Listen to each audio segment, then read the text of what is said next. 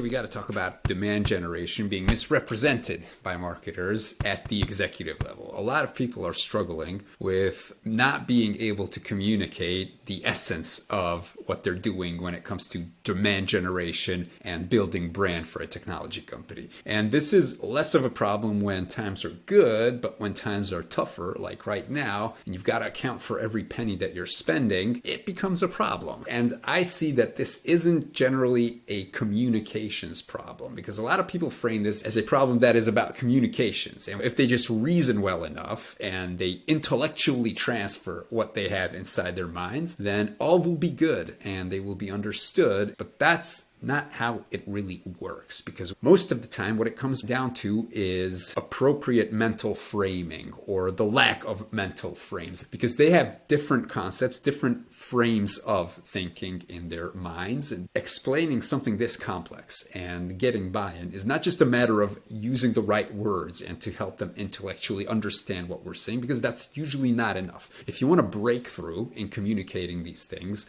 then what you want to do is find the appropriate mental frame or frames of reference that you can use to transfer what it is that you want to talk about to the other person, which is usually a finance executive or a founder or a CEO. It all comes down to one word. This one word is buy and hold. You can argue that that's 3 words. That's not the point. If you choose the buy and hold strategy, then as the name implies, what you do is you buy it and you hang on to it for months, years, or decades in some cases. And the opposite of this is day trading. You can probably see where I'm getting at right now, because to the money people, as we said, the business is an investment vehicle, and to them, it's easy to explain GTM should be diversified, just like a portfolio, meaning that you don't want to rely on 1 or 2 tactics to build revenue. If a company's GTM is over-reliant on lead generation or outbound or cold outbound, then they're placing their eggs, their investments into short-term strategies, which any investor would tell you that that's nuts. So the trail of thought that you use when using this analogy is that your capturing demand is similar to day trading, where you buy a stock in the morning and sell it by lunch. Day trading it's a pretty important component of many successful investment strategies.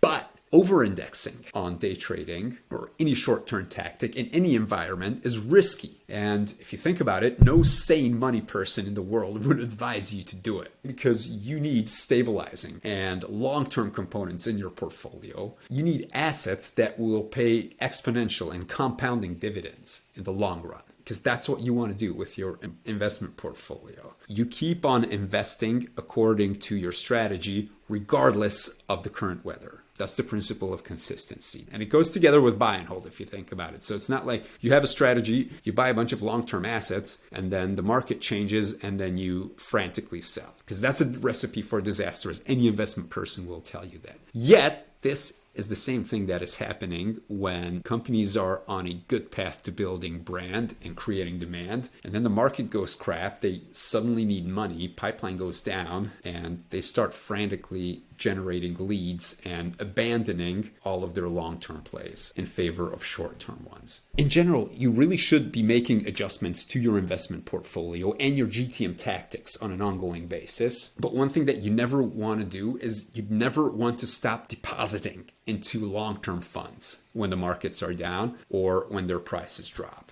Consistency is the enabler of compounding returns, and time will reward the consistent investor. Okay, that's pretty much it. So if you use this thinking and this train of thought, then it's going to be a lot easier to explain to the money people why you still need to be depositing eggs, even in a downturn, into creating demand. Another piece of vocabulary that I want you to pick up on is assets, because assets and investment are things that will bring you money. An asset in marketing is any vehicle or tool or piece of content that you build once and then you can distribute it and reuse it and spin it around and chop it up and use it consistently for a long period of time. Okay? So when you're creating things like these, you're not just creating content, you're actually creating assets, which are money-making mechanisms for your company. I hope you can make use of this, and I will see you in the next episode.